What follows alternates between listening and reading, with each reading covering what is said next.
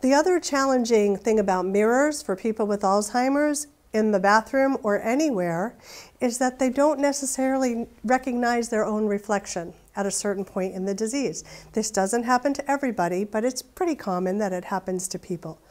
And again, like I was talking earlier about hallucinations, if it doesn't bother the person, it's not a problem. But if it does bother the person, you need to change it. You're changing the environment to make sure they can be successful.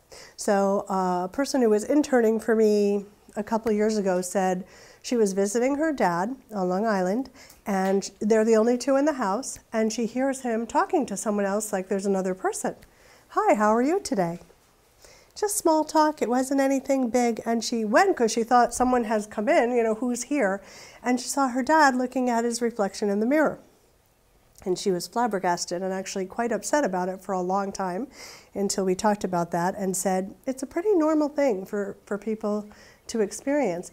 And a lot of times they think it's their parent because it kind of looks like them, but it's maybe an older version than they think of themselves. So it must be their parent or their older brother, older sister, something like that. So that's an interesting thing to know.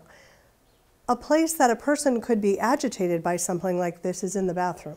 Okay, so if I told any of you, I want you to get undressed and step into that hole because maybe they experience the bathtub or the mat in front of it as a hole, and you think there's a person standing right there watching you?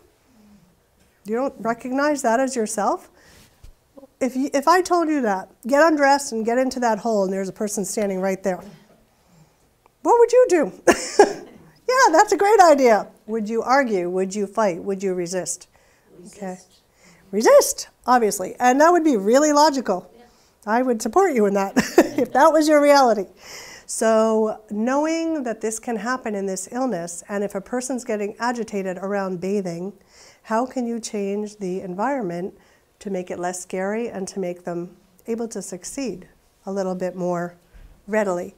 Maybe it's covering the mirrors, removing them if you can, putting up a picture of a beautiful scene that they love, or a family photograph.